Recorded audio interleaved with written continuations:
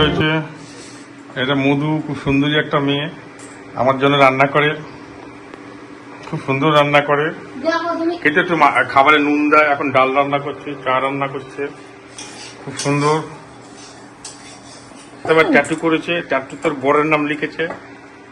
তার মানে বরকে দুর্দর্শ ভালোবাসে, পাশে বাড়ি মদনদাকে ভালোবাসে হয়তো, জানি না, বলেনি আমাকে, সিরিয়াস হয়ে গেল। আমার ভালোবাসে, আবার কিছু নালিশ করলে বৌদিকে বলে, হ্যাঁ বৌদিকে নালিশ করে। আমার বৌদিকে দিদি ডাকে, আমার বউকে দিদি ডাকে, আমাকে দাদা ডাকে, মানে আমরা দুজনে ভাই বোন। এটা আমার হাজবেন্ড সুব্রত চক্রবর্তী। এই ঢুকলাম আমরা পরীর বাগান। পরীর বাগান সম্বন্ধে তোমরা সবাই শুনেছো, যে কথাগুলো শুনেছো, ভূত আছে, এই আছে, এগুলো সব ভুলভাল কথা। খুব সুন্দর একটা জায়গা ঘোরার জন্য, সকালে হাঁটতে আসতে পারো, সেটাও জন্য খুব সুন্দর।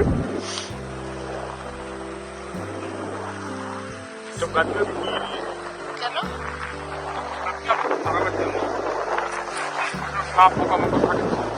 কল্যাণ রোডের ধারে চা খেতে যাচ্ছি সকাল সকাল। আজকে যেহেতু সানডে, তো সানডের দিনে একটুখানি ছুটি নেওয়াই যায়। কাজ আছে, দুপুরের কাজ আছে, তো সকালবেলা ভাবলাম একটুখানি চা খেয়ে আসি। ঠান্ডা ঠান্ডা ওয়েদার পড়েছে, তো সেই জন্য যাচ্ছি দুজনে মিলে চা খেতে।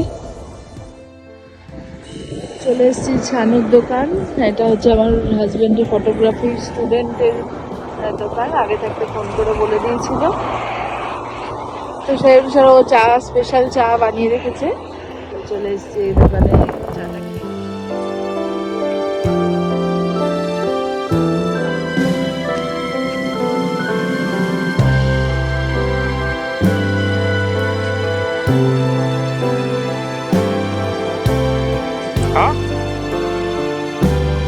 এই যে আমার গার্লফ্রেন্ড চা খেতে এসছে।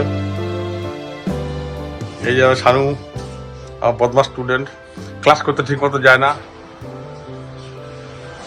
আবার মুখটা ঢেকে রাখলো ব্লগে দেখা যাবে বলে, খুব বদমাস, কিন্তু দারুণ চা বানায়।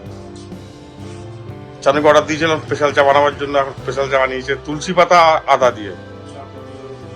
ও শীতকালে এরকম গরম চা খুব দরকার।